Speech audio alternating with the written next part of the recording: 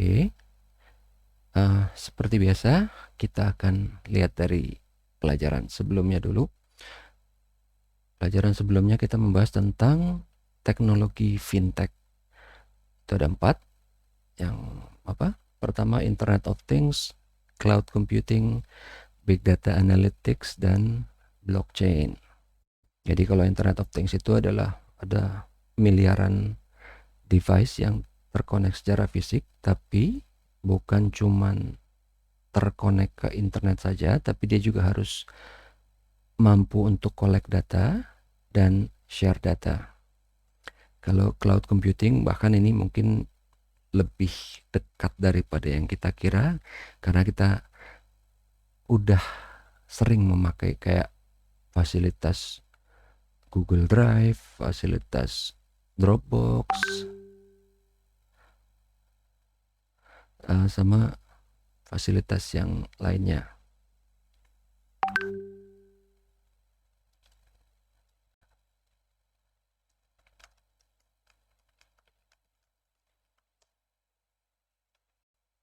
Oke, ternyata bagian pendidikannya baru ngubungin saya. Iya, yang cloud computing tadi ada Dropbox, ada Google Drive, terus ada Big Data Analytics. Big Data Analytics itu kalau secara singkat ya, jadi pemrosesan data yang besar sekali, yang kecepatan bertambahnya sangat tinggi, yang jenisnya juga sangat beragam, sehingga pemrosesan secara konvensional itu tidak dimungkinkan. Oke, yang terakhir blockchain. Ini yang mungkin agak ngejelimet, dan kenapa sampai saya buat videonya sendiri, karena selain dia ngejelimet, nanti ada beberapa mata kuliah ke belakang yang berdasarkan atas teknologi blockchain. Jadi blockchain itu adalah nama salah satu protokolnya. Produknya itu bisa Ethereum, Dogecoin, Bitcoin. Nah, kalau yang paling atas itu frameworknya namanya DLT. Makanya kalau nanti kalian lihat di mata kuliah saya yang berikutnya itu ada DLT, blockchain, dan bla bla bla. DLT itu adalah Distributed Ledger Transaction. Jadi DLT itu adalah yang paling atas frameworknya. Di bawahnya ada protokolnya yaitu blockchain. Di bawahnya blockchain produk-produknya itu ada Bitcoin, Ethereum, banyak macam-macam. Oke. Coba kita cek lagi. Udah 31. Oke, udah lumayan. Ya, alhamdulillah. Sekarang kita mulai kuliah hari ini tentang penggunaan teknologi fintech. Jadi, yang pasti, kenapa sampai fintech itu bisa masuk ke bank, bisa melakukan berbagai perubahan, baik yang tanda kutip bisa merugikan bank atau menguntungkan bank. Tapi sebenarnya teknologi yang dipakai, teknologi yang masuk, teknologi yang diaplikasikan itu pada akhirnya akan sangat berguna dan bermanfaat dirasakan oleh kita, oleh konsumen. Jadi yang pertama, si pemanfaatan teknologi ini bisa menurunkan biaya untuk mencari transacting party. Maksudnya gimana? Jadi kalau kalian bayangin gini, yang gampang dulu, kan pasti udah pernah belajar akuntansi. Pasangannya debit adalah kredit, ya kan? Debit adalah kredit. Jadi misalnya debit 4.000, kreditnya juga harus 4.000 dong, ya enggak? Nah, kalian bayangin, kalian yang input debit sama kredit ini orangnya misah. Yang input debit ada di negara mana, yang input kredit ada di negara mana. Untuk nemuin caranya susah kan? Oh gampang pak, search aja Ctrl F. Bener. Kalau angkanya sama gimana? Misalnya angkanya angka bulat, debit 100.000, kalian nyari pasangannya kredit 100.000, pakai Ctrl F, ketemu resultnya banyak banget. Ini pilih yang mana ya? Oke. Sebenarnya kan bisa lihat dari serial number atau apa, tapi kan pusing pasti ngeliat satu-satu kan. Dan dengan komputer itu akan dapat dicari lebih cepat lagi. Contoh yang lain yang lebih gampang. Mempertemukan demand sama supply. Maksudnya gimana? Kalau kalian lagi nge-search di marketplace, Shopee, Lazada, Tokopedia, Bukalapak, apapun itu. Kalian nge-search, kalian mencari untuk menemukan barang yang kalian mau dengan ongkir yang kalian mau, yang kalian suka. Nggak mesti lebih murah, karena kadang-kadang ada orang yang lebih yang pengen cepet gitu, dan cepet same day belum tentu lebih murah kan. Ya katakanlah sekarang ada antar aja tapi bisa 15.000 dan ternyata dibalas sama Gojek sama Grab menurunkan harga jadi 14.000, tapi tetap nggak mungkin ngalahin wahana yang 5.000 atau si cepat halu yang 6.000. Nah, jadi pas kalian nyari udah ketemu barangnya, misalnya apa sih, sepatu gitu ya kalau cewek ya, sekali-sekali kita ambil contoh yang cewek, sepatu udah dapet, warnanya udah dapet, harganya udah dapet, promonya udah dapet, semuanya. Sampai akhirnya lihat kan, oke semuanya udah, tapi ori nggak nih? Ya, oh enggak nih, cari lagi yang ori sampai ketemu. Itu juga contoh bagaimana komputer membantu dan sangat membantu kalian untuk mempertemukan keinginan kalian, keinginan kita, keinginan saya dengan barang yang sangat spesifik yang saya mau. Jadi bukan cuman ketemu, oh sepatu warna coklat, haknya 3 cm misalnya ya. Mohon maaf saya nggak ngerti nih masalah hak tingginya berapa normalnya. Bisa mungkin 3, mungkin 5, nggak tahu ya. Anggaplah kita 3 cm. Ketemu warna coklat, bentuknya kayak gimana gitu ya. Bentuknya kayak gini, udah ketemu. Tapi bukan cuman itu. Dia ada yang same day nggak? Gue butuh cepet nih. Ada acara ntar malam misalnya. Oh nggak ada, cari yang ada. Oh perlu yang deket aja daerahnya biar bisa SMD, difilter lagi yang Jabodetabek. Wah tapi kayaknya kemahalan, kayaknya kemarin dengar-dengar dari teman ada yang promo, cari yang ada promo, cari yang bebas ongkir, anything. Di situ peran fintech yang paling besar. Oke. Yang kedua, achieve economies of scale in gathering and using large data. Ini gampang banget. Contohnya apa? Big data. Ya kan? Big data itu bahkan bukan cuma achieving economies of scale, itu memungkinkan kita memproses segala bentuk data yang kalau pakai cara biasa nggak bisa. Ya kalau pakai cara biasa, statistik, regresi, moving average, analysis segala macam, itu kalau datanya semua teks. Kalau datanya semua misalnya nama, umur, alamat. Kalau tiba-tiba ada nama, umur, alamat udah rapi, ada ribuan, tiba-tiba ada satu yang koordinat. Nah, pusing kan? Atau udah rapi semuanya teks, tiba-tiba ada yang audio. Udah gitu ada yang video. Udah gitu macem-macem. Ada yang cuman animated GIF. Wah, pusing kan? Yang kedua. Yang ketiga, bisa mencapai transmisi informasi yang lebih secure dan lebih murah. Itu kelihatannya kan berbanding terbalik tuh, karena biasanya kalau secure lebih mahal. Ya dong. Ya gampang aja, kita baru pulang dari bank, kita takut mau dirampok. Ya udah kita nyewa penjaga kan, nyewa polisi atau bayar berapa, 500.000. Kalau mau secure lebih mahal. Tapi dengan teknologi secure bisa lebih murah. Contoh yang paling gampang, kita udah pakai tiap hari, tiap detik, fingerprint reader, ya kan? Kalau dulu caranya untuk bisa memprotek HP pakai apa? Password. Tapi password gampang dijebol ya, mungkin bagi kalian yang udah sering nonton film ya. Ya untuk kita nebak, karena kita nebak-nebak ya. Ini pakai cara yang paling gampang aja. Nebak-nebak. Cara yang paling gampang apa sih? Tanggal lahir, bulan lahir, tahun lahir, tanggal lahir anak, nomor rumah, nomor telepon, anything, ya kan? Tapi dengan fingerprint itu sekarang ongkosnya lebih murah. Untuk apa? Fingerprint itu device alatnya itu lebih murah, lebih cepat, lebih secure. Karena apa? Ada teknologi yang namanya 3D, 3D scan ya. Ya itu masalah teknis, tapi intinya gini.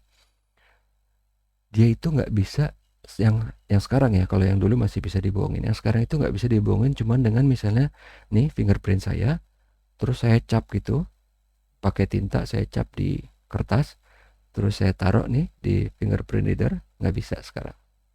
Tenang aja, saya udah nyoba. Bahkan saya nyoba waktu itu di mesin absensi kantor ya, waktu itu lagi apa, kita mau ngelihat ngetes keamanannya gitu. Yang keempat, ini ada hubungannya sama yang atas. Verification cost-nya jadi berkurang. Karena apa? Dengan fingerprint tadi contohnya, udah nggak perlu lagi pakai cara-cara yang lain. Kalau dulu misalnya gini, verification cost-nya harus ada CS. Dia harus telepon, Pak, nama lahir ibu kandung apa, atau tanggal lahir, harus ada CS kan. CS kan harus dibayar tiap bulan, ya nggak? Harus dibayar tiap bulan. Nah kalau ini jauh berkurang, CS udah nggak ada, udah langsung pakai fingerprint misalnya, atau apa, voice, atau apa, facial recognition. Kalau voice mungkin masih agak lambat, tapi facial recognition bagi yang punya device apa yang flagship ya, entah itu mau iPhone, saya nggak tahu, kayaknya 7 ke atas sudah bisa apa facial recognition, atau misalnya ya Samsung Galaxy yang saya tahu S10 ke atas kalau nggak salah ya, S10 ke atas sudah bisa juga facial, walaupun awal-awal di Android masih agak buggy, tapi akhirnya bisa lebih cepat. Dan kayak di Motorola juga udah bisa, dan di Huawei atau Xiaomi, Huawei sih yang udah bisa, Oppo juga udah bisa. Tapi intinya dengan teknologi bisa lebih murah, lebih cepat. Itu hal yang agak susah ditemuin kalau nggak pakai teknologi. Biasanya kalau mau cepat mahal. Tuh. Ya, oke, kita lihat sekarang yang berikutnya. Nah, di sini kita akan lihat layanan fintech yang udah ditawarkan oleh fintech secara sektoral itu apa aja. Kita nggak akan membahas ini panjang lebar satu-satu, karena sebenarnya ini udah kita bahas. Contoh yang paling gampang, paling kiri, credit deposit capital raising service, crowdfunding, ya kan? Kita udah tahu lending marketplace ada crowdfunding, ada crowdsourcing. Mobile banks itu apa? Neobank ada yang purely cuman pakai mobile, bukan cuman internet ya. Dia nggak bisa misalnya pakai komputer atau apa, pakai laptop, tapi dia bisanya pakai mobile aja. Atau credit scoring, inget ya apa, Credit Karma, ya kan? Ini semua di sini rata-rata udah kita cek aja satu-satu secara scanning ya, secara cepet aja. Payment clearing, settlement services, mobile wallet, ini bahkan kita udah tahu GoPay, OVO, Dana, peer-to-peer transfer. Ini kita udah pernah bahas waktu itu, ada Google Pay, ada Apple Pay. Yang paling gampang waktu itu yang di Afrika, ya kan? Terus ada apa lagi? Digital currencies. Digital currencies ini apa? Blockchain. Wholesale, B2B point of sales. B2B point of sales itu apa sih, Pak? Business to business. Business to business itu siapa? Tokopedia salah satunya. Loh, kan Tokopedia ke retail juga, Pak? Iya, tapi selain ke retail, dia juga ada yang business to businessnya kemana. Dari Tokopedia, dia misalnya cuma jadi jembatan antara misalnya biasanya produk apa? Insurance. Jadi yang nggak langsung ke retail, tapi misalnya ke perusahaan dulu, baru nanti perusahaannya yang ke staffnya. FX wholesale ini mungkin nggak terlalu sering kita bahas, tapi kalau FX wholesale itu contoh yang paling gampang biasanya kayak di TransferWise, karena selain dia transfer, dia juga bisa, kita misalnya pengen punya banyak duit nih, orang kaya misalnya mau transfer, tapi misalnya kita dalam rupiah, tapi kita nanti mau nyampe ke sananya dalam US dan transfernya gede, misalnya transfernya gede 100.000 US dollar, ya kan, otomatis akan perlu currency rate yang khusus, yang nggak biasa. Pasti kita akan minta nego currency rate yang lebih bagus, tanda kutip gitu kan. Digital exchange platform. Ini apa? Digital exchange platform. Mungkin kalau dari namanya kita masih agak-agak blank gitu kan. Apa sih digital exchange platform itu? Sebenarnya ini juga gampang banget.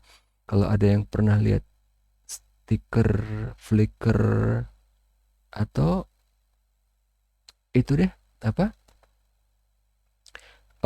media sosial yang pakai foto, saya lupa sekarang namanya apa, itu kan ada Facebook, ada apa Instagram, sorry. Nah itu dia Instagram, digital exchange platform. Kenapa dibedain? Kenapa dia bukan purely cuman social media? Karena di situ orang langsung bisa jualan yang bentuknya soft copy ya. Biasanya stok foto. Jadi misalnya ada yang jago fotografi, dia foto banyak gambar-gambar yang bagus, yang indah, yang apa gitu kan. Itu langsung dia bisa taruh, langsung dia bisa jual, langsung dia bisa pasang di situ. Sebenarnya Google pun sekarang udah mulai bisa gitu, tapi awalnya yang mulai itu si Instagram. Karena apa? Orang kalau mau nyari gambar, dia pasti kepikiran ke Instagram, bukan ke Google, ya kan? Gitu. Karena apa? Orang mikir, oh yang banyak foto-foto bagus di mana sih? Instagram. Digital exchange platform. Sebenarnya banyak contohnya yang lain. Kalau kalian yang sering pakai file sharing gitu ya, ada Rapid Share, ada Dropbox, ada Boxshare, segala macam, itu termasuk juga. Oke, sekarang kita lihat di investment management service. Nah, ini mungkin bahasa-bahasanya agak agak unik, kita nggak pernah ketemu, tapi memang ini berapa kali kita pernah lewati, tapi saya nggak akan ngebahas secara lebih spesifik mengenai investment, jargon investment, karena investment tuh sangat spesialis. Orang yang mau jualan produk investment aja harus punya CWMA, harus punya sertifikasi khusus. Jadi di sini high frequency trading yang paling gampang. Gini, kalian bayangin gini aja. Kalian punya saham. Yang namanya orang main saham kan ada yang disimpan, tapi ada yang di trading. Di trading itu apa, Pak? Jual beli, dapat net gainnya. Beli 100, jual 120, dapat net gain 20. Ntar beli lagi berapa, jual lagi berapa. Intinya itu. Tapi itu kan kemampuan orang. Ngeklik berapa cepat sih? Sedetik, semenit. Mungkin satu transaksi bisa paling average semenit misalnya. Atau mungkin, ini orang udah kebelet banget, anggaplah 10 detik.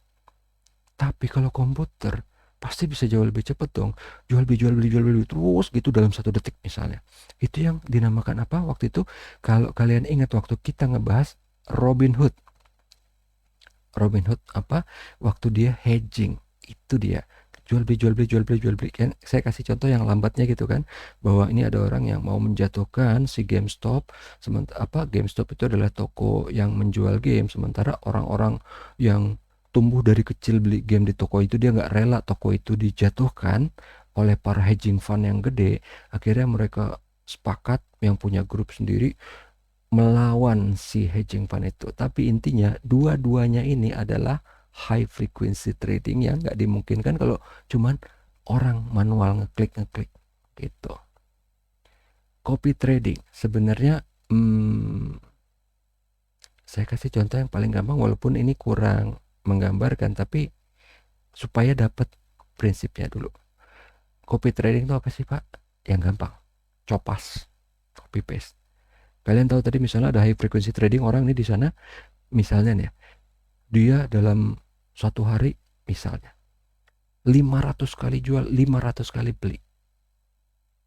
Kan, apa tuh produk apa? Kemarin saya saham PTA cuma 10 kali jual 10 kali beli, gagal, jelek tuh karena turun terus. Dia ngelihat, dia ngikutin gitu loh. Daripada dia mikir, mending gue ngikutin orang yang udah pinter, orang yang udah jago main, udah terbukti dapat hasil gitu. Jadi dia ngelihat, dia nge-copy. Dia sahamnya apa sih kemarin dia mainin? PTB misalnya. PTB, oke, gue coba lagi ya. Lihat, cobain 500 kali jual, 500 kali beli misalnya. Ternyata bagus, kita ikutin dia. Ya, intinya adalah copas. E-trading, ya dari namanya. Kalau dulu orang trading harus lewat pialang, harus lewat broker. Kalau sekarang kalian bisa trading langsung sendiri pakai aplikasi. Kalau dulu saya ingat zaman tahun 92 ke atas yang pasti, 93 mungkin 94, saya kalau trading main saham itu saya harus telepon ke pialang. Yang bagus apa, yang jelek apa, atau kalau misalnya saya udah tahu apa, yang saya mau beli apa, oh jual tekim dong berapa, 10 lot, atau beli tekim dong 12 lot misalnya. Sekarang enggak, main sendiri langsung, ya kan? Di Poem, di mana, di Philips Trading apalah, sekarang udah banyak banget main trading sendiri. Robo advice, nah ini yang kita bilang, tadi ingat waktu di copy trading tuh orang ngapain? Dia niru orang lain kan. Sekarang enggak, dia kayak punya personal advisor sendiri. Jadi si robo advice ini yang akan ngelihat perilaku orang ini gimana sih? Dia gambler nggak? Kalau dia gambler, gua akan kasih yang high risk, high gain. Tapi, oh kalau dia nggak, dia konservatif, kasih yang low risk, dia low gain juga gitu. Robo advice. Intinya, ini udah ada personal advisor sendiri, thanks to IT, dengan bantuan IT. Jadinya, si satu komputer mungkin bisa ngelainin ribuan, jutaan orang sekaligus gitu. Insurance apa? Yang inget waktu itu kita udah pernah ngebahas Oscar. Jadi kalau yang biasa, asuransi kan nggak mau rugi dong. Dia nggak mau orang yang penyakitan preminya rendah. Taunya gimana? Selama ini asuransi cuman dengan cara nanya.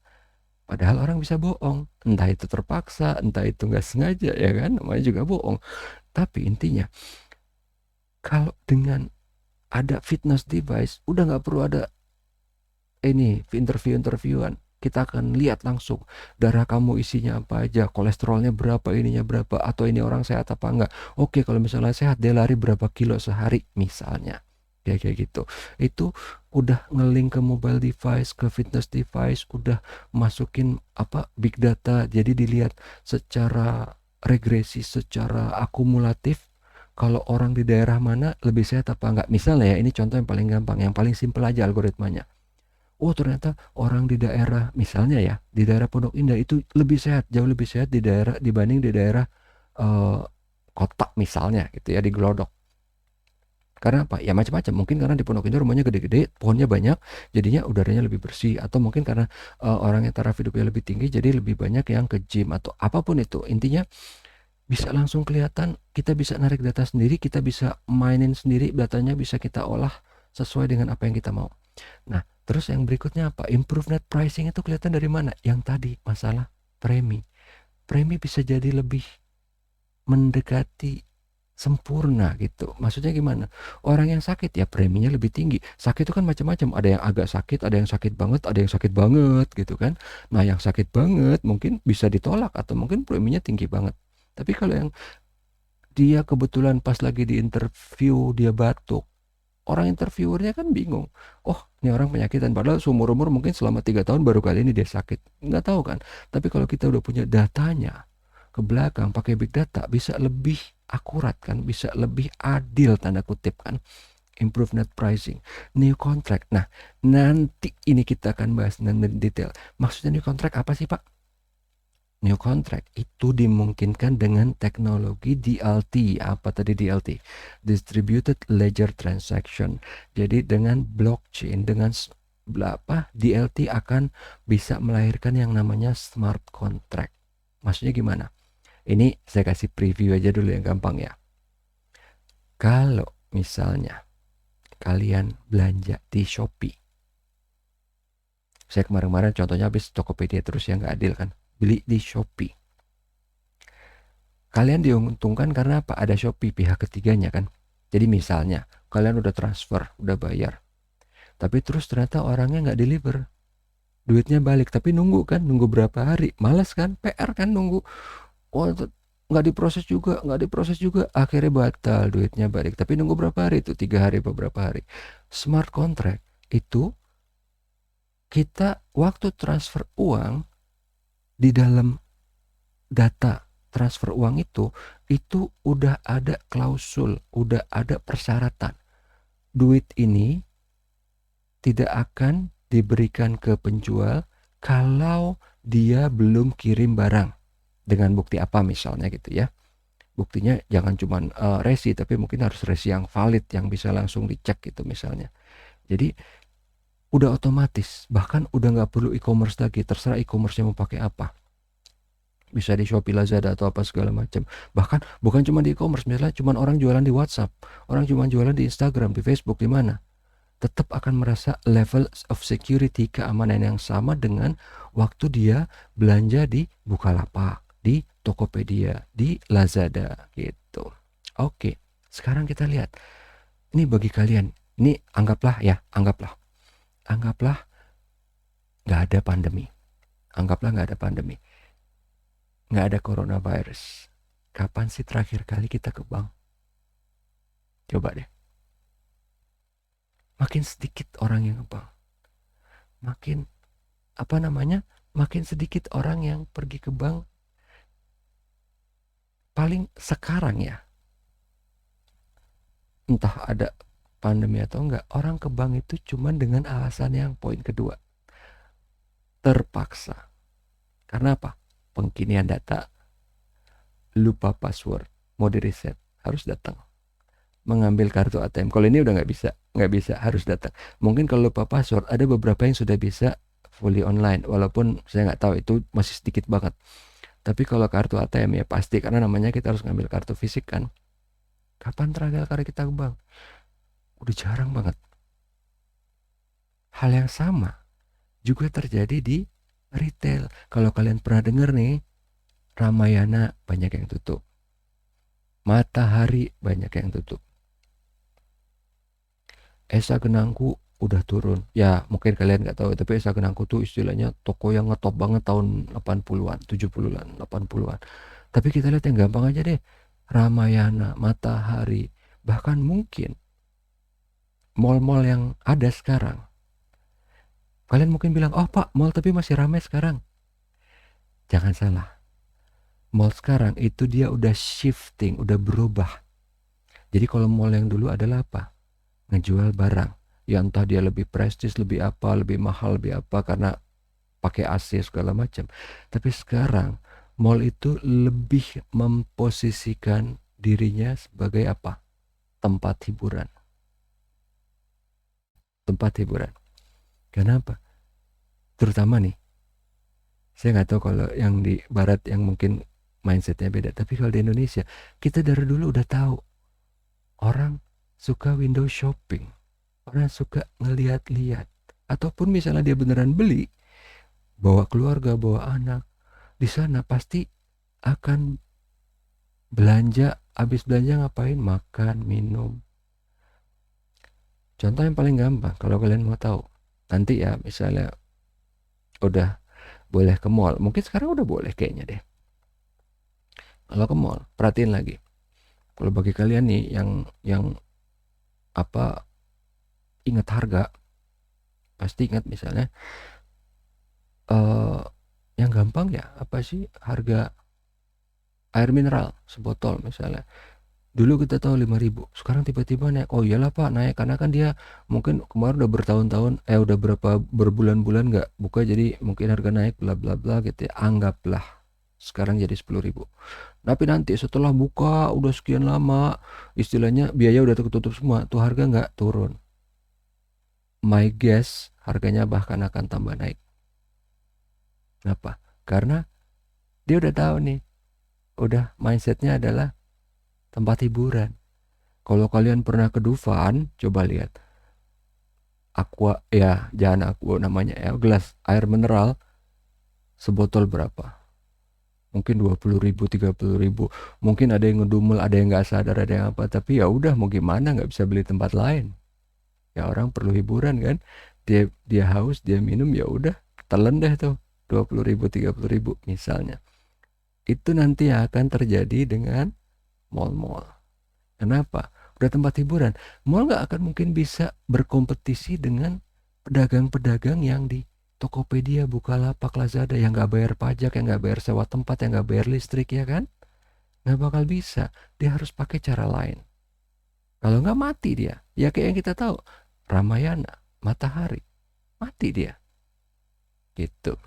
Kita lihat yang berikutnya. Nah, ini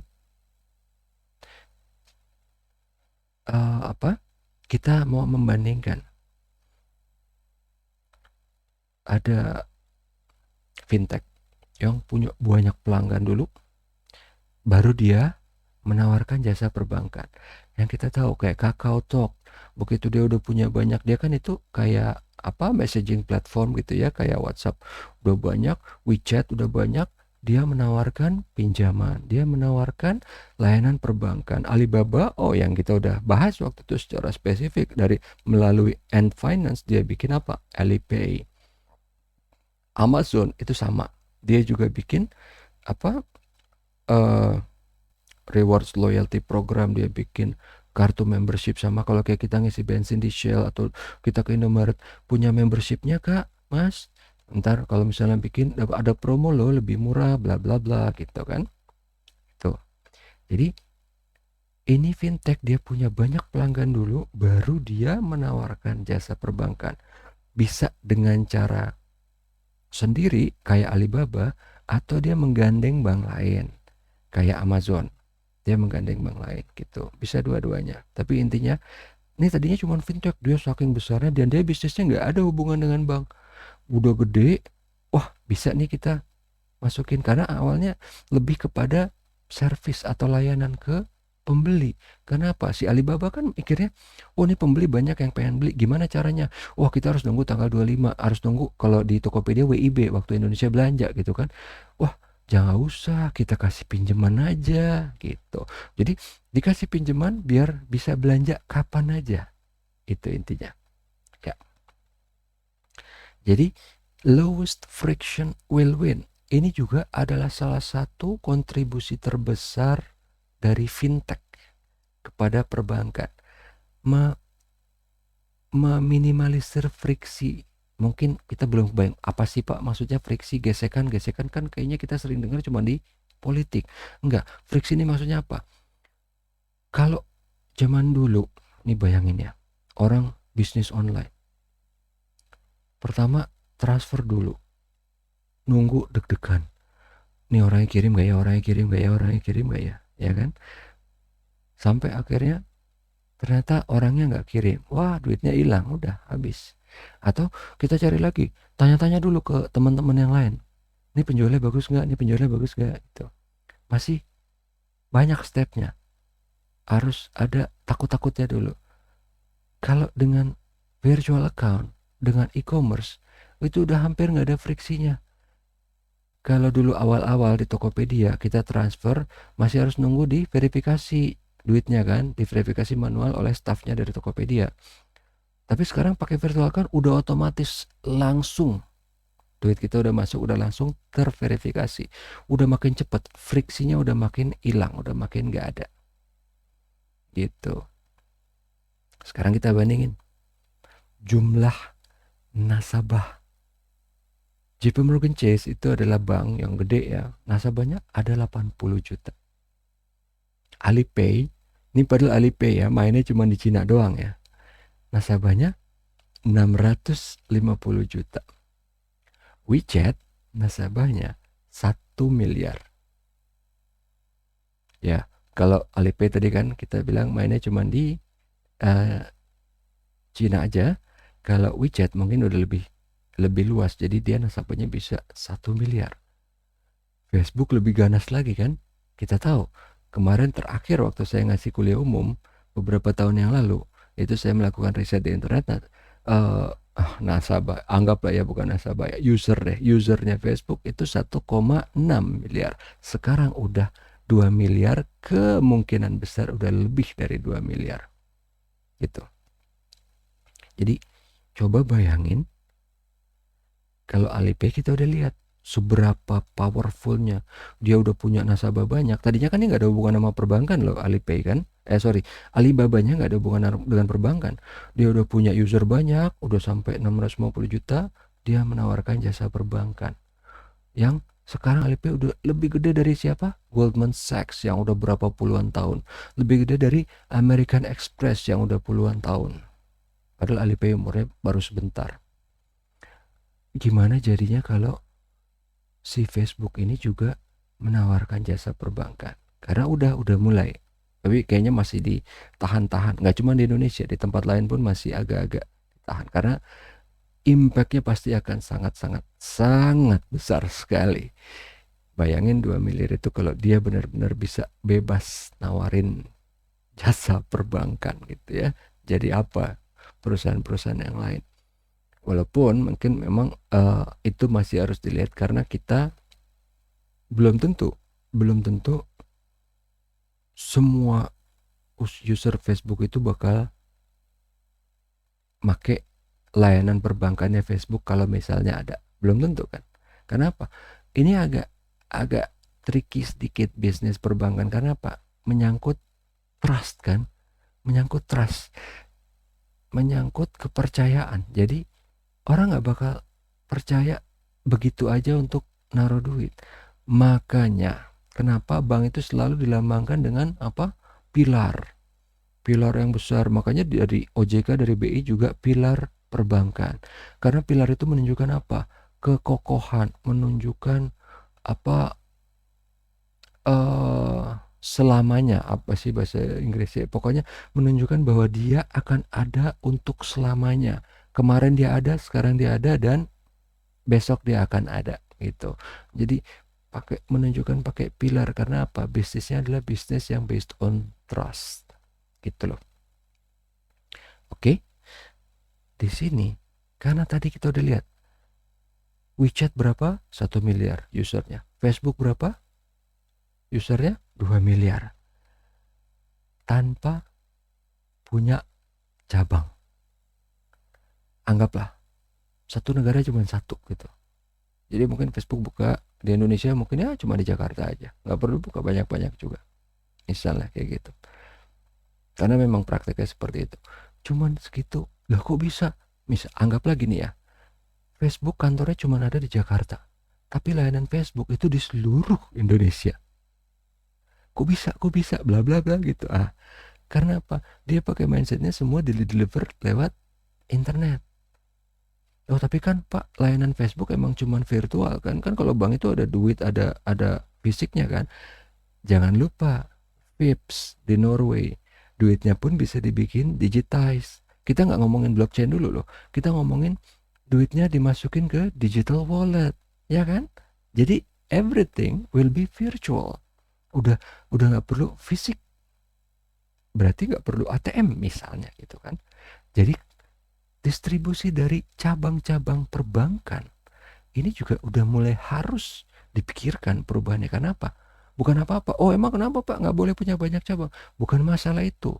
Gerakannya jadi nggak akan cepat. Biayanya besar. Jadi kalau misalnya, oh tiba-tiba ada riset baru nih.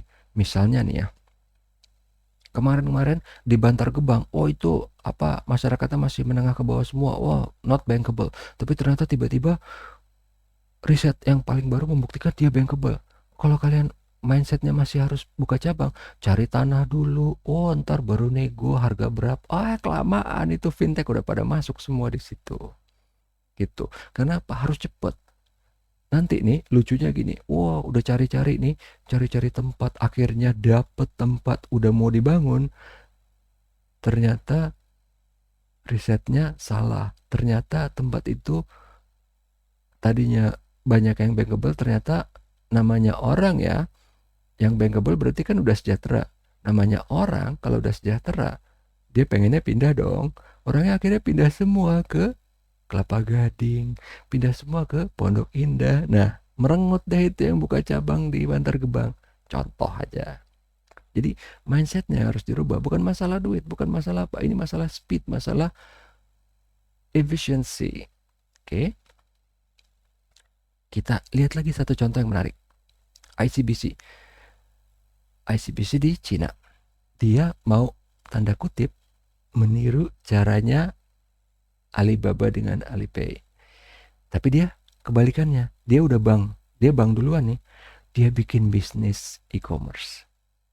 Yang namanya, saya nggak tahu ya pronunciation-nya benar apa enggak nih, Wrong Ego. Atau diterjemahkan sebagai buy easily atau membeli dengan gampang, dengan mudah. Ternyata bisa mengenerate penjualan atau sales sebanyak 184 juta US. Karena apa? Dia over financing untuk pembelian online juga. Sama kan caranya kayak Alipay, Alibaba pertama kali. Oh, pengguna makin banyak yang beli, dia kasih pembiayaan sendiri. Itu juga udah dilakuin kok sama kita di Tokopedia. Pakai apa? Kredivo. Aku laku. Kalau pakai yang kartu kredit udah ada memang dari dulu kan. Yang pakai kartu kredit belakangnya adalah bank. Kalau ini enggak, fintech. Kredivo, aku laku. Oke.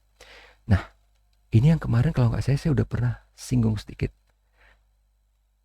Hotel Marriott secara global sudah mengumumkan secara formal dia udah bisa terima pembayaran pakai Alipay. Bayangin, Marriott, bule loh itu, barat, akhirnya terima untuk menerima pembayaran pakai Alipay.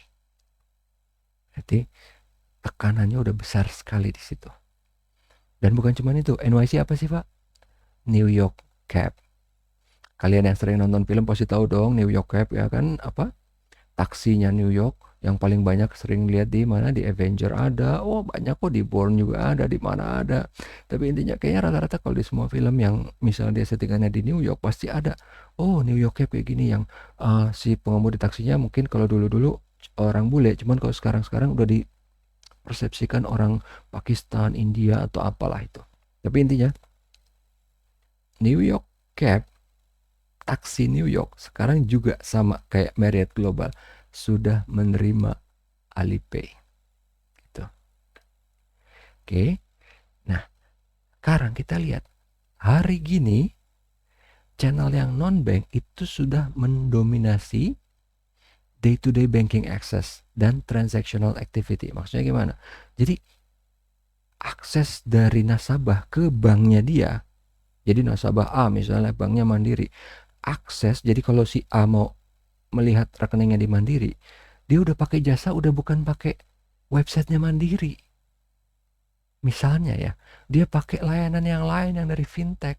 Atau mungkin dia nggak perlu lagi lihat, dia tinggal langsung pakai, misalnya pakai virtual account atau apa, atau pakai pembayaran yang otomatis atau gimana, udah kebanyakan udah nggak dilakuin oleh banknya lagi.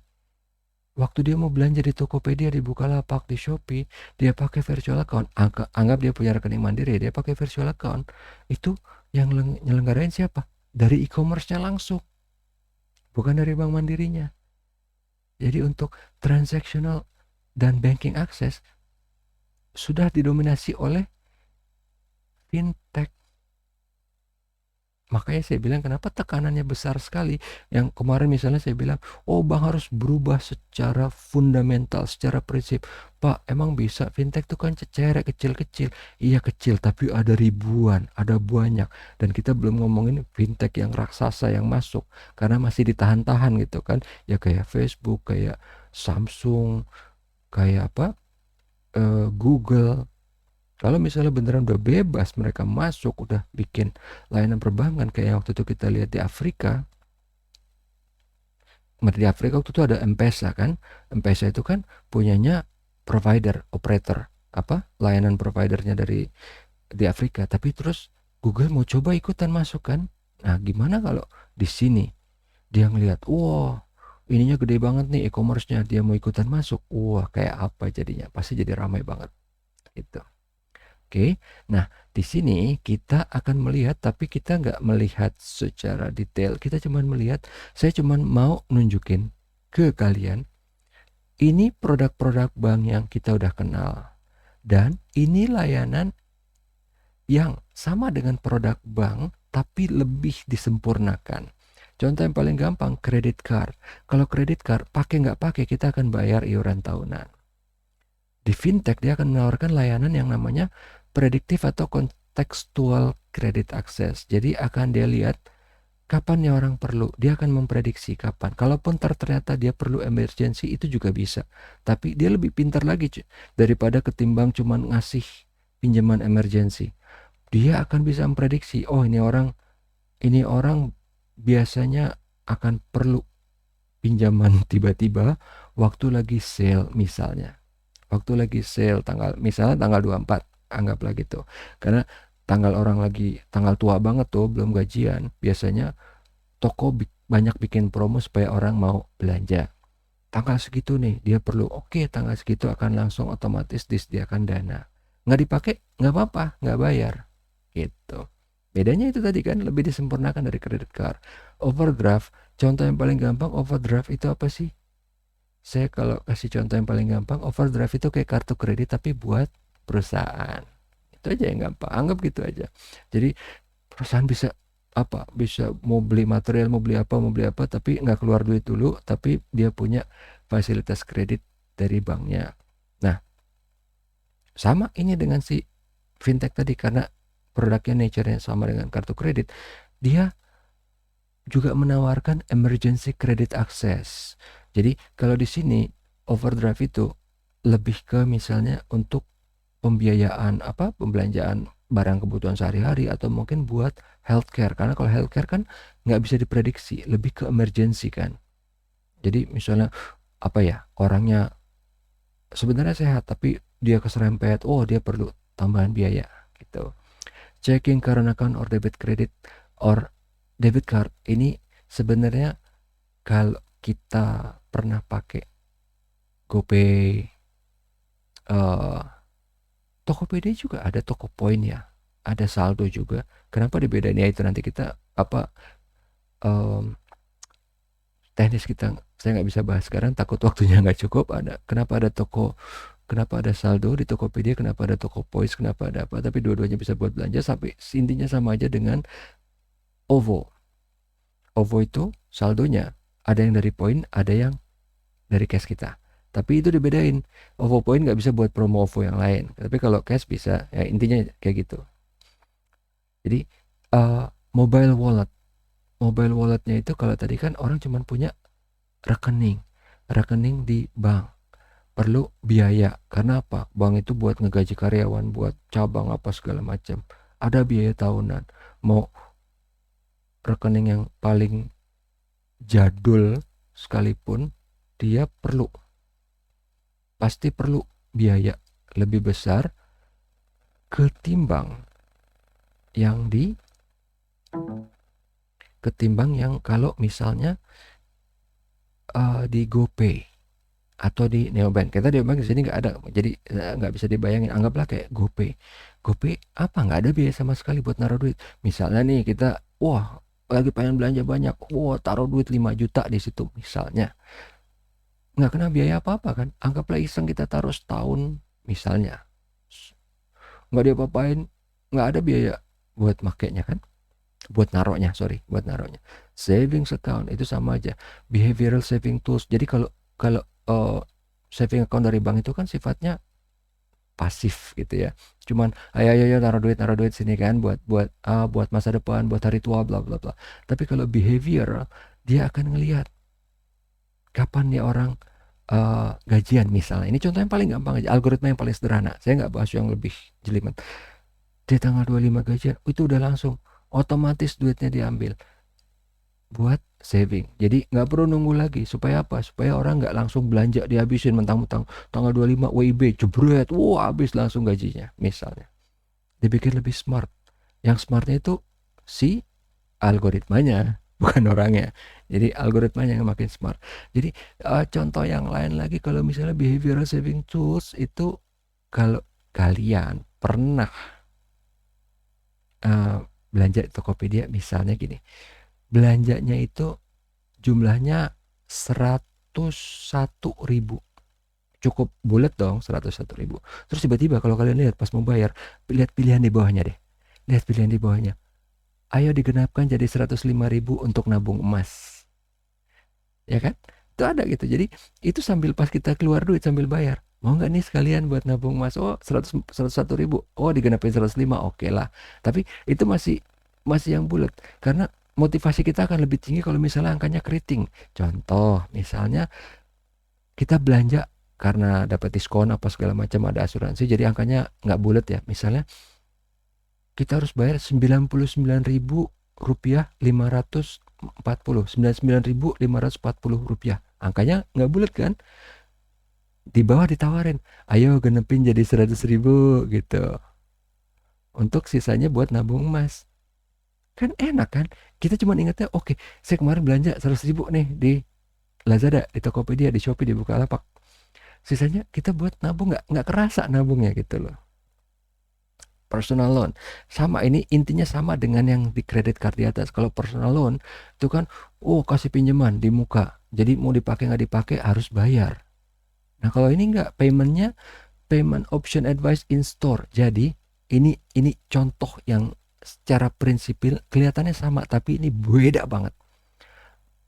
Personal loan itu bank ngasih pinjaman. Misalnya gampang, 50 juta. Ini orang dia jago banget ya speaknya. Dia bilang ke bank, "Oh iya, saya butuh pinjaman buat ini memperbesar toko apa segala macam." Pas di eh, pas di apa?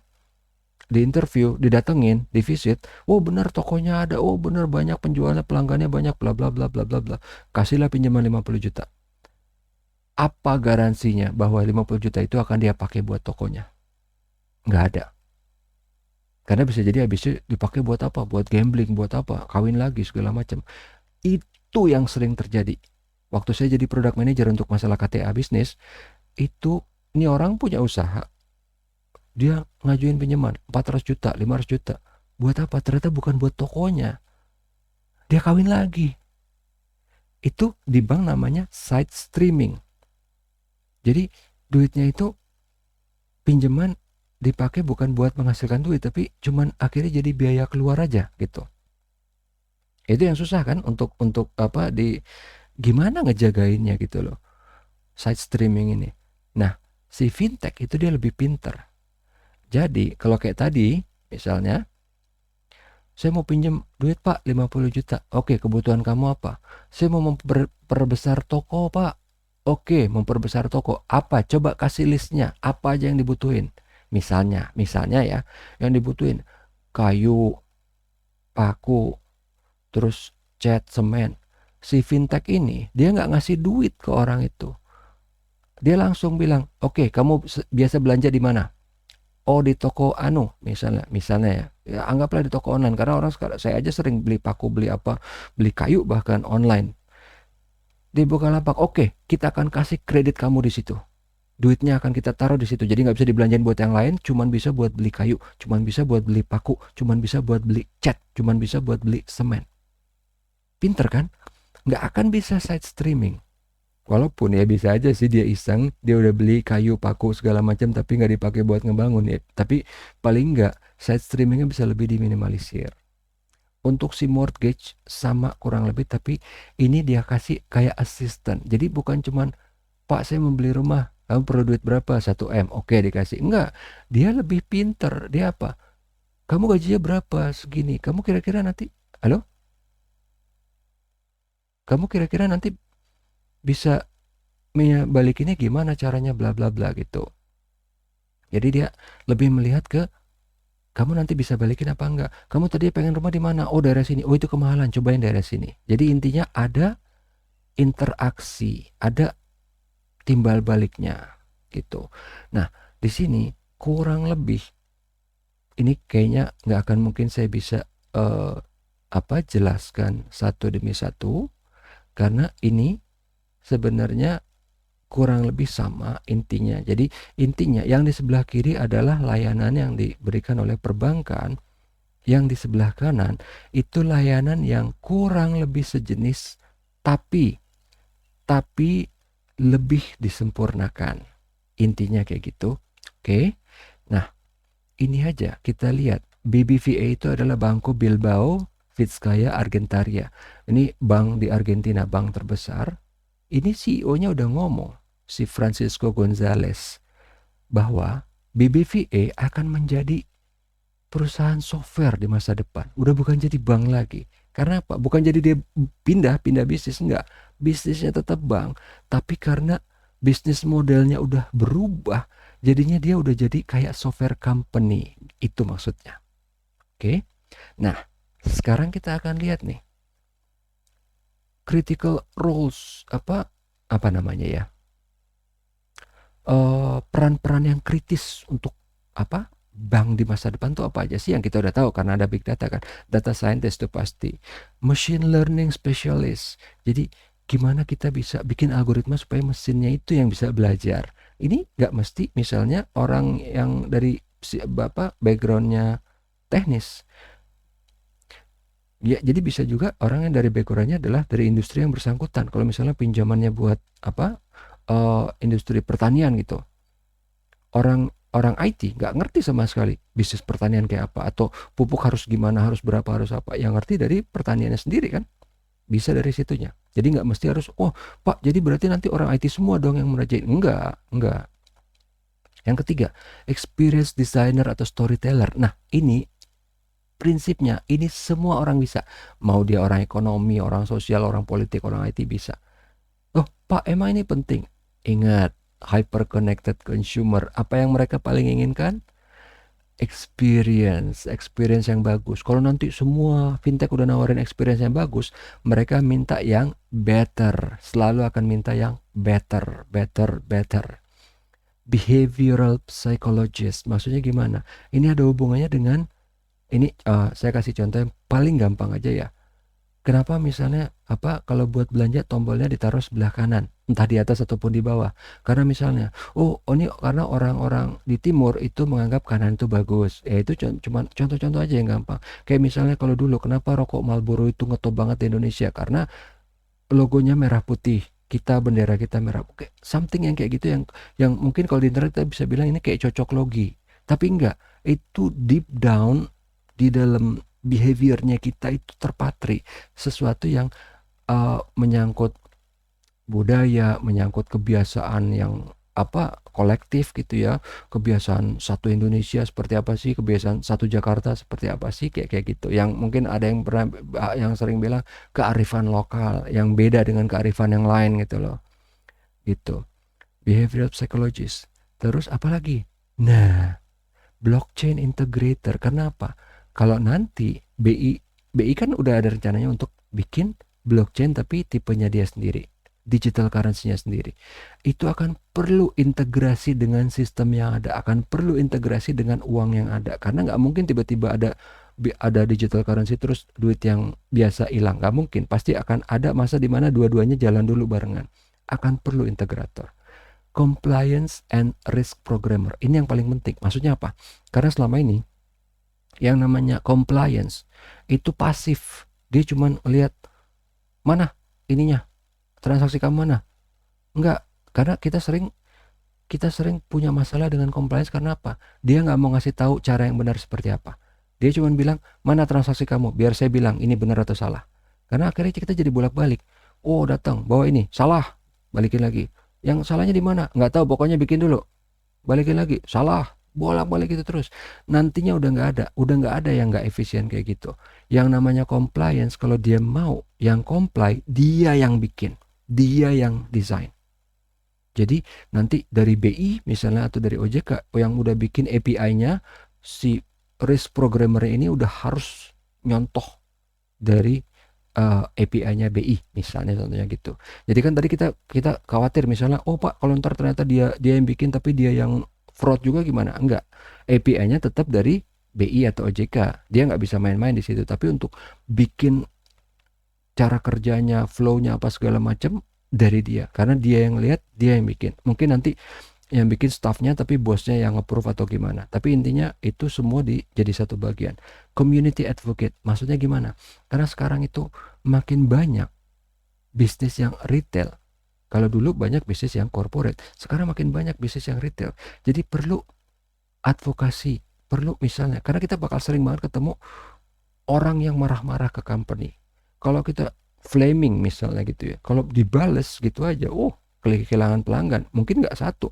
Kalau dia ternyata punya follower banyak, rugi banget perusahaannya kan? Ya nggak? Identity broker itu apa? Identity broker, kalau kalian pernah nih masuk ke website apapun itu, register, rese kan, lama. Login pakai Google, ya nggak?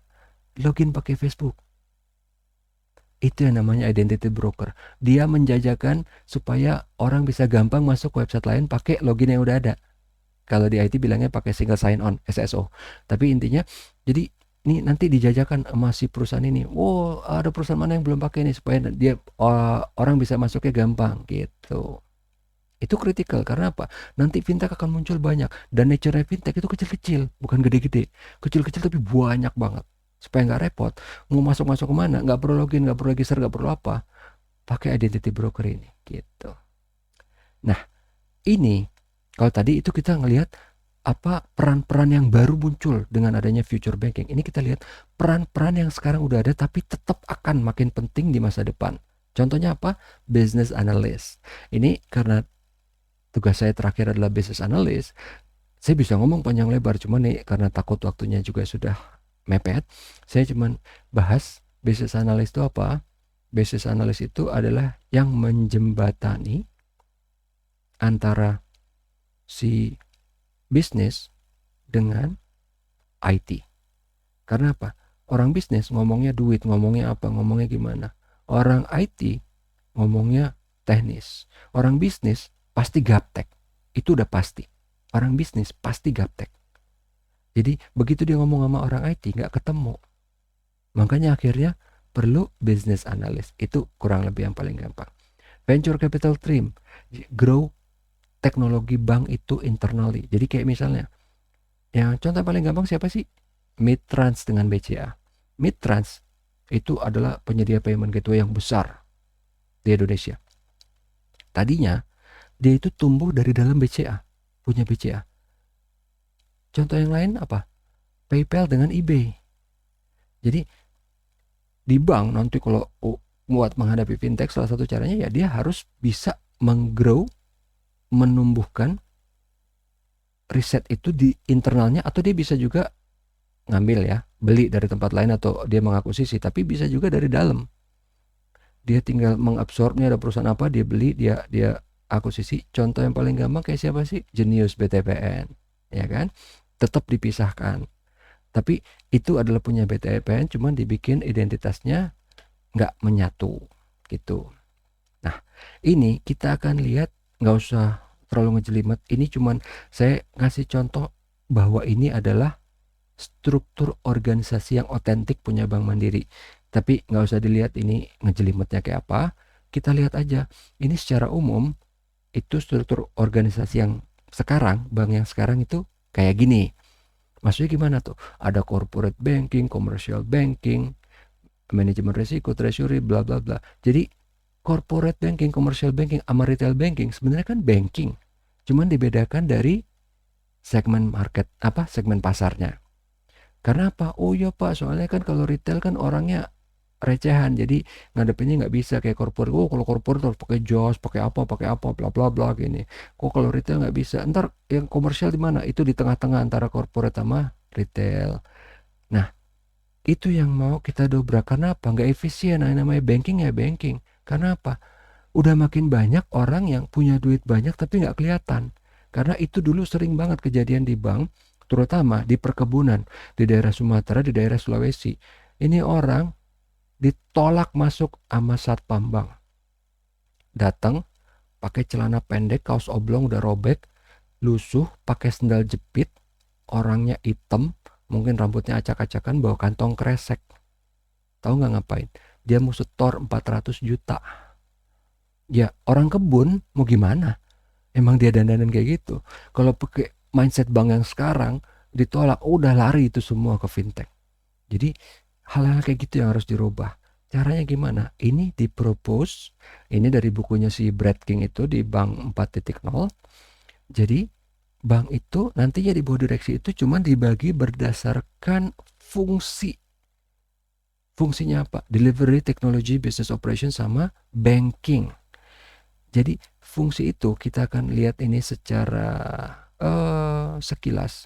Kalau delivery, jadi delivery itu kan, kalau dulu kan delivery itu lewat cabang. Kalau sekarang delivery itu bisa macam-macam lewat mana aja. Jadi perlu ada satu tim yang cepat yang bisa ngelihat oke deliverynya lewat mana, ada apa masalah si networknya gimana. Jadi si delivery ini juga harus ngebawahin data modeling behavior, core capability-nya. Kalau ntar misalnya mau pindah dari internet yang apa ke apa misalnya gitu ya kan, website-nya misalnya IP-nya apa, protokolnya ganti lagi atau gimana, ada brand advocacy, experience design. Karena apa? Kita hyper connected consumer yang sangat mengedepankan masalah experience. Terus ada lagi support engagement. Nah ini sama aja di bisnis yang lama juga ada. teknologi. Sekarang kalau dulu teknologi itu masuknya ke bagian IT dan operation. Sekarang teknologi dipisahin. Teknologi udah ngomongin masalah AI, machine learning, modeling. Terus masalah stack yang ingat yang saya bilang waktu itu banking stack ada berapa, yang ada 7, yang ada masalah regulasi, masalah core, masalah apa, masalah front end. Terus ada lagi internal system. Internal system ini kan kayak misalnya orang punya absensi sistem sendiri, akunting sistem sendiri, keuangan mungkin sistem sendiri. Itu yang perlu digabungin kan. Ada identity security and risk management. Jadi jangan sampai kayak tadi karena ada identity broker, jangan sampai nih identity orang yang di dalam bisa akhirnya jebol keluar dan dipakai buat fraud. Emerging technologies. Ini yang saya anggap bahwa di bank nantinya akan perlu ada bagian riset. Karena apa? Teknologi berubah cepat. Perlu ada bagian risetnya dia. Supaya bank itu nggak telat-telat lagi kayak sekarang. Dia bisa lebih cepat mengantisipasinya. Nah, di operations itu kita akan lihat ada ya ini masalah operations ya, mungkin kalian baru bisa tahu kalau terjun langsung, tapi namanya masalah operation itu intinya masalah partner and management operation itu kan namanya bisnis harus berhubungan dengan bisnis lain. Kalau udah berhubungan dengan bisnis lain pasti ada masalah legal, masalah compliance apa, terutama kalau berhubungan dengan BI atau OJK ada masalah compliance. Nah, research, strategy and development ini nanti akan berhubungan dengan si emerging technologies tadi. Tapi bedanya apa? Kalau emerging technologies itu dia baru mengantisipasi hal yang masih prototype, yang belum tentu dipakai, belum tahu kemana. Kalau R&D ini yang dia udah ngeliat teknologi apa yang ada sekarang yang udah tersedia bisa dipakai, dan kalau dipakai berguna apa enggak, menguntungkan atau enggak, itu dia bedanya. Finance control sama aja kayak di tempat lain, finance control di bisnis yang model lama juga pasti ada. Communication and organizational development ini juga sama, fungsinya nggak ada yang nggak terlalu berubah. Nah, di banking ini lebih disederhanakan. Bayangin kalau dulu tadi ada 3, commercial, corporate sama retail, perlu punya direktur berapa di situ, di bawahnya direksi harus ada siapa lagi lah namanya, vice president apalah itu. Sekarang enggak, bukan apa-apa karena perlu bergerak cepat. Jadi banking itu disederhanakan, cuman ada apa? Pinjam, simpan, kredit sama lending. Stores, investment and saving. Stores tuh apa? Kok toko sih Pak? Iya, karena produk investment tuh dianggap kayak produk. Jadi kalau dia punya banyak produk seolah-olah itu kayak supermarket gitu. Jadi kayak jualan tanda kutip barang gitu. Oke, mau kayak gimana? Tapi barang ini juga bisa di tailor made gitu. Terus payment network and trade finance. Ini yang tadi saya bilang bahwa masalah network itu masalah jaringan, distribusi, delivery. Dan ini hubungannya network juga dengan international banking, dengan trade finance atau ekspor impor. Oke. Nah, ini yang kita lihat. Alhamdulillah ini udah tinggal 1-2 slide lagi. Waktu itu yang saya bilang bahwa bank harus berubah secara prinsip, secara fundamental untuk jadi agile. Mungkin gak sih Pak, kan bank itu duitnya gede, mana mau dia ngikutin fintech, mana mau misalnya ini bukan fintech yang pengen, kita sebenarnya sih biasa aja, sama bank mau berubah ya syukur, gak berubah gak masalah, kita yang ambil ntar keuntungannya. Tapi ini riset yang dilakukan oleh Juniper, bank itu udah bergerak ke arah sana, udah bergerak ke arah agile. Jadi kita lihat di sini, Bank of America, Deutsche Bank, BBVA, ada RBS, DBS, semua. Bahkan ini kalau kita lihat makin ke kanan, ini kan dia udah mature, udah ada yang baru mulai ke arah agile. Terus agile-nya kalau yang sumbu yang vertikal itu levelnya udah berapa, kalau yang ke kanan itu dianya sudah seberapa kuat ya, mature ya, sudah seberapa mature dia mengadopsi si agile-nya itu. Jadi contoh yang ICBC tadi yang wrong ego itu bahkan dia masih di fase pre-mature lah ya istilahnya, belum mature. Kalau yang udah mature itu si JP Morgan Chase, Wells Fargo, ada BNP Paribas, Deutsche Bank, Barclays. Jadi memang bergeraknya ke arah sana. Karena apa? Tekanannya besar sekali. Kalau kan kita ngomongin fintech kecil-kecil. Oh, kamu kan belum ngomongin Facebook kan, usernya 2 miliar. Atau ngomongin tadi yang lain, Ant Finance atau siapa. Jadi fintech itu istilahnya Yang paling gede ada, yang kecil ada. Makanya kenapa? Ini buktinya. Ini faktanya. Bank itu memang sudah mulai bergerak ke arah sana. Gitu. Nah, oke. Ini sebelumnya saya mau apa? Tadi minta maaf dulu karena ada ada masalah tadi ya ternyata di Google-nya, dan karena memang udah beberapa kali seperti ini, jadinya akhirnya saya pindahkan ke Jitsi Meeting dulu. Nanti kita akan lihat nanti ke depannya seperti apa akan pakai Jitsi ini atau enggak.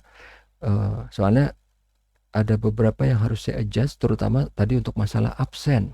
Untuk masalah absen, kalau di Google Meet itu saya tinggal klik, saya langsung download, saya dapat semua hasilnya. Kalau di sini saya benar-benar masih blank ini caranya gimana untuk gimana caranya untuk mengabsen satu-satu, tapi saya paling cuman bisa melakukan screenshot secara manual. Itu ntar ya, sampai di AWS.